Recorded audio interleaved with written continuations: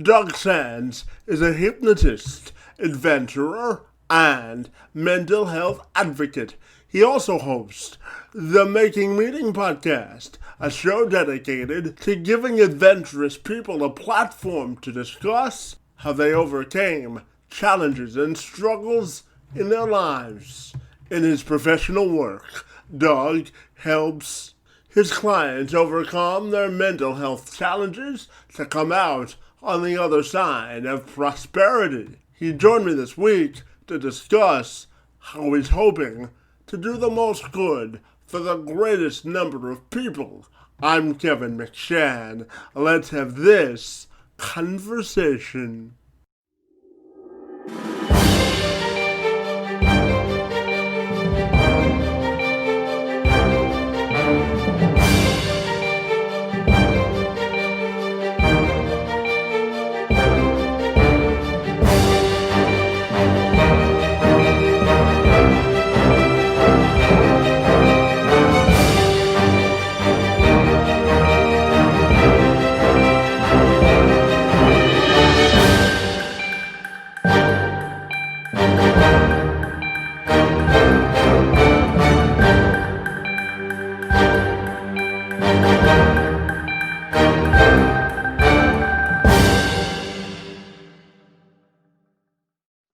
Doug, if you're ready, I'll welcome you to the program, and I'm excited to chat with you today about your important work that you do to help people overcome their mental health challenges and a little bit about your own personal life. So great to see you, and thank you so much for being here today. Absolutely. Thank you for having me. So, Doug, I know as a hypnotist, you work to help people overcome their mental health challenges. I also know that you're a bit of an adventurous guy. So, I'm wondering how those two areas of your life intersect, buddy. Yeah. So when I started out life, I didn't really want to be a hypnotist. It wasn't something that was on my radar at all. I just knew that I wanted to live adventurously.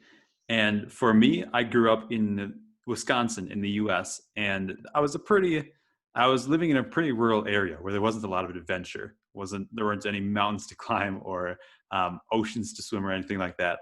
I knew I wanted to travel and I knew I wanted to live that adventurous life, but I had that fear, that anxiety that was limiting me. That was that chasm that I had to cross. And it was only through discovering meditation and hypnosis that I really found the tools to overcome my own anxiety and really step into this adventurous life that I'm living. And you say as a hypnotist, you help people to sort of rewrite your own brain to change their mindset. So I'm wondering if you could expand on that for me. Yeah, absolutely. Hypnosis is an incredibly powerful way that we can change our own minds. Uh, it's been studied for over 130 years scientifically.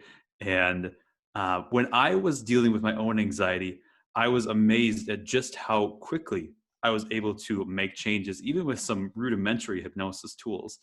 And if someone is curious about anxiety relief with hypnosis, I usually tell them that hypnosis is just meditation with a goal.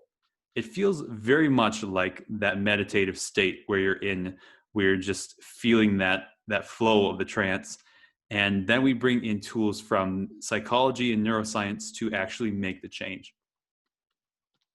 And you say that the top 1% of business women and businessmen use hypnosis daily. So I'm wondering if you can expand on that thought process as well. Absolutely. So a lot of people don't know that they're doing hypnosis, but it is a very standard part of high functioning business people today. What we know as NLP or neurolinguistic programming actually comes from hypnosis. And NLP is that modality that Tony Robbins uses. He was one of the first people who really brought that to the business community. And by now, the top functioning executives are using things like visualization and pattern interrupts and things that come from hypnosis originally in their daily practice. They just don't know it as hypnosis. And tell me, just for you personally, I know that you have your own personal struggle with both anxiety and depression before. So I'm wondering your level of satisfaction or vindication when you help others sort of come out on the other side of prosperity. Oh gosh, I can't even begin to describe how gratifying and how much joy it gives me to see that. Because when someone realizes just how much control they have over their own emotional state, you can just see it light up in their face. And I get reports back after the sessions, a couple of weeks after, the amazing changes they've made in other parts of their life, completely unrelated to the hypnosis. It really shows people that they can make changes, and it's extremely gratifying. And what part of the science do you think is most important for people to understand about hypnosis? I think people need to understand that hypnosis is not mind control, that hypnosis is simply speaking with your unconscious mind. And the unconscious mind has two goals: to keep you safe and to keep you happy. And if at any time a person like a hypnotist interrupts those goals or works against them, your mind is going to either ignore that suggestion or completely bring you out of trance. And so there's no real way to make someone do anything in hypnosis where they wouldn't actually do it in real life. And I know that you run your own podcast. You talked about that a little bit earlier before we started this. It's called the Making a Mind podcast. So I'm wondering if you could tell me a little bit about your podcasting efforts as well. Absolutely. So I run the Making Meaning podcast, and that's a podcast about learning what adventurers have overcome in their lives, and really breaking down tools that people can use to manage their own mental health, whether it's depression or anxiety, and use those tools to build their own adventure. And what have you discovered about yourself as a podcast host, and why you like to connect with different people from all walks of life? I've discovered that the people I'm already friends with are incredibly interesting people. The podcast has given me the opportunity to have these very deep conversations with them. And through suggestions from other people, I'm meeting so many new people that, once COVID settles down, I'd love to go hang out with. I think the podcast is a great opportunity to have those deep and sometimes difficult conversations, and then share those resources both with the people I'm speaking with and the people who are listening in. And I know for fun, you're a bit of an outdoors guy. You enjoy hiking, skiing, and everything to do with outdoors. So I'm wondering, when you're not working, what part of life defines fun for you? Because I know you're a traveler as well. My number one thing to do is probably hiking. I really just like the simplicity of it. You just put on a pack and you just walk. I really also enjoy skiing. And um, once COVID really settles down, my goal is to get out and do more international travel. And I've done a lot of travel in the US and in North America, but not a lot abroad. So that's the next step for me. And I'm curious, you live in Santa Fe, New Mexico. So I'm also wondering, what's the best part of living in that part of the world, buddy? Oh gosh. In Santa Fe specifically, we get 300 days of sunshine, which, having dealt with hard winters in the Midwest, it's definitely something I'm enjoying. I also like how close we are to the mountains. I like how available camping spots are. My partner and I do a lot of camping and weekend hiking. And so it's just so easy to go out and find a camp spot and pitch a tent, and that's it.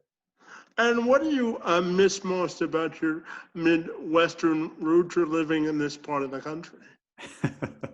I miss the cheese.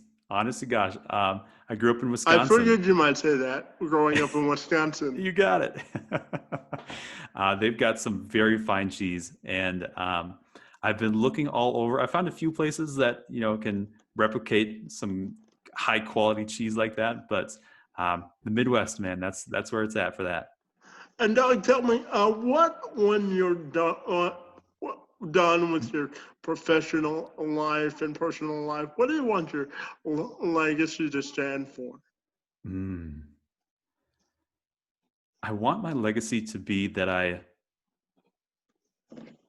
helped people help themselves. I was going to say that I helped people, but I realized in what I do, it's not so much me fixing people. It's not waving the magic hypnosis wand and everything's fixed. It's me giving them the tools that they can fix themselves. And I really want to empower people and give them those tools to make those changes so they can feel that ownership and feel that pride of making their own changes in their life. Hey, Doug, I really enjoyed our conversation about the impact and importance of hypnosis. And I want to take a few seconds to thank you for joining me this afternoon and sharing a little bit about your professional work and personal life. It was great to see you, and I want to wish you the best of luck in all your current and futures endeavors, buddy. All right. Well, thank you so much. It's been great. Fantastic.